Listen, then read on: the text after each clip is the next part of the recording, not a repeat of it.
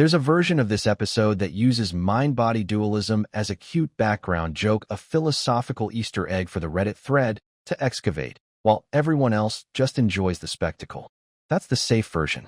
The version Season 9, Episode 6 actually delivers is messier and more interesting than that, because it takes the concept seriously enough to let it reveal something genuinely uncomfortable about Rick Sanchez as a person.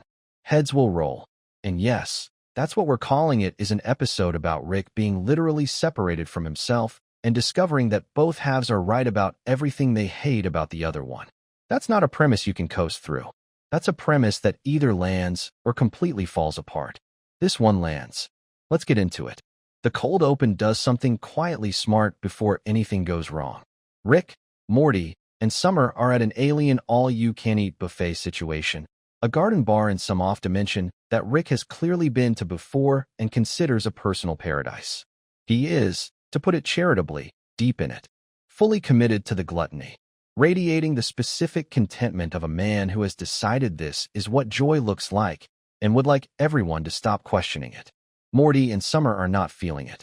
Which is the correct response to being dragged to an alien buffet by your drunk grandfather and told this is a vacation? The accident that kicks everything off is, appropriately, entirely Rick's fault and entirely avoidable. Drunk portal usage, a taunt aimed at Morty, a moment of distraction, and the portal closes on Rick mid-transit, severing his head cleanly from his body. The mechanics of why neither half dies are explained efficiently and don't require more attention than they get. What matters is the situation. Head Rick ends up on one side of a dimensional divide with Morty, body Rick ends up on the other with Summer, and the portal gun is gone. The nuclear deterrent built into Rick's body because, of course, there are nuclear weapons in his torso. This is Rick. Adds a ticking clock that raises the stakes just enough without overwhelming the character work. Summer deactivates it. They all agree to find each other. The city around them immediately makes that as difficult as possible. Here's where the episode starts getting interesting. Summer, navigating a downtown full of prosthetic enhancement hunters who would very much like to harvest whatever tech Rick has grafted into himself, discovers almost immediately that body Rick is not the Rick she knows. He's considerate. He shows genuine compassion toward the people they're fighting off. At one point, he writes her a message physically, because he can't speak, explaining that he has always struggled to express what he actually feels about his family, and that the obstacle is the part of him currently several dimensions away, trying to rob a tech shop with Morty. That's the line that reframes the entire episode. Because if body Rick is the emotional architecture of the man, the part that feels the things Rick is constitutionally incapable of saying out loud, then every cold dismissal, every piece of casual cruelty, every moment where Rick has failed the people who love him has a specific culprit. The head, the part that makes the decisions, the part that's supposedly in charge. Spencer Grammer's Summer is doing real work in these scenes. Her reactions to body Rick's gentleness land somewhere between disarmed and sad, because she knows this version of her grandfather exists inside the regular one and rarely gets out. That's not funny. That's actually kind of devastating. The episode earns it.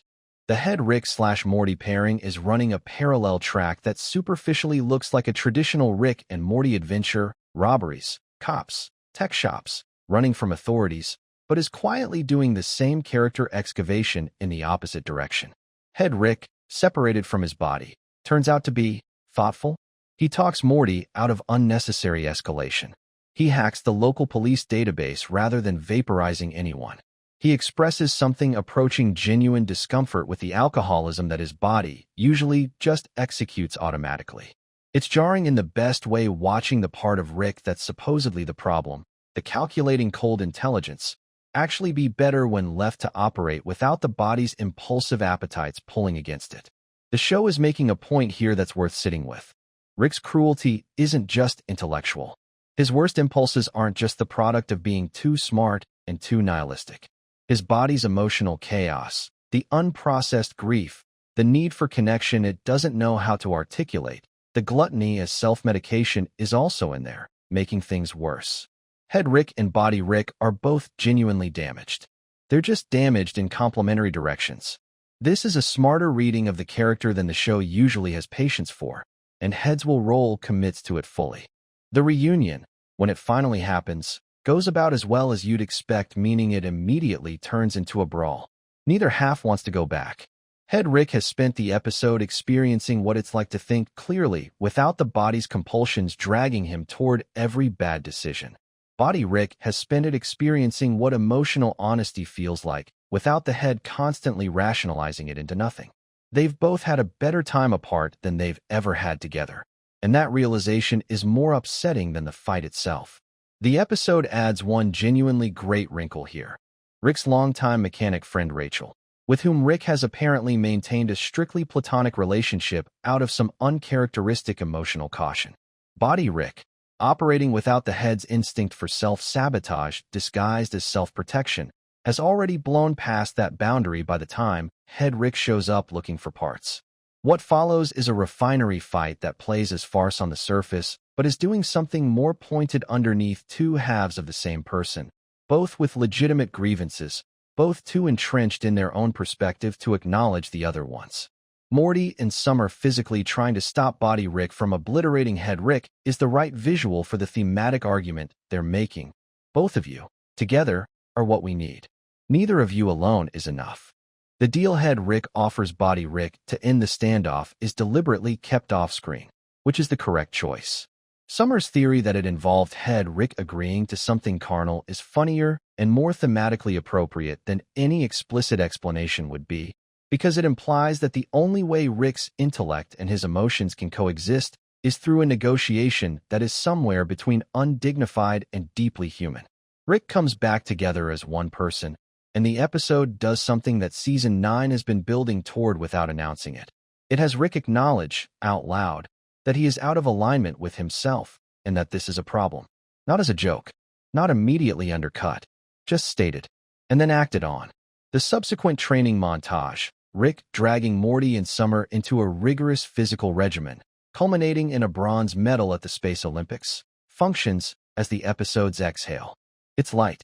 It's fun. It earns the levity because of everything that came before it. And the final beat, all three of them back at the buffet, Morty and Summer having discovered they actually enjoy the gluttony now. Rick having completed his arc by also going back to the buffet is a perfectly calibrated non-resolution. Rick learned something. The show is not pretending that means he's fixed. 30 seconds of Rick recreating the portal accident to terrorize Morty, topped off with a fourth-wall gag about the sound effect belonging to Warner Brothers. It's the show winking at itself after 45 minutes of actual sincerity. Works perfectly as a landing pad.